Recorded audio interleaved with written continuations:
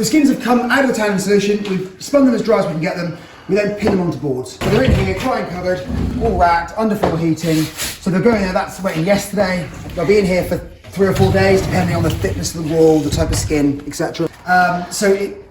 They're stretched to a certain level. It's fair, it doesn't seem, I know it seems like they're just chucked on the board.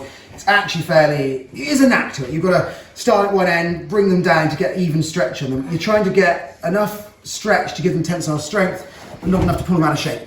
If you don't stretch them or get them in the right area, the skins become hard or floppy and you won't get such a nice finished product. So fairly skilled, stretch them out, nail them all around. We start at the top, down to the bottom, just get the right strength, and then again pulling the sides to keep it uniform and even. What you don't want is this thing pulled all over the shop, particularly on a goat or a certain breeds of sheep will have a spine line, so you have a nice line up the spine.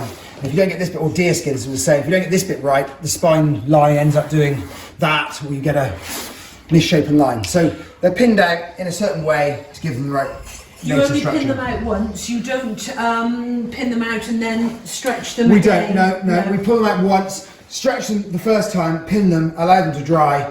They then come out quite hard and stiff.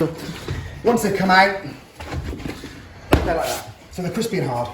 Wow, they'll nearly stand up on their own, won't they? Absolutely solid. Yeah, So they will. the back's hard, the skin's stiff, and obviously crispy edges.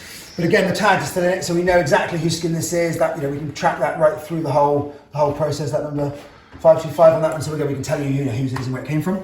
So then we go from there, and we have to rework this now to make it soft, supple, and beautiful. Wow.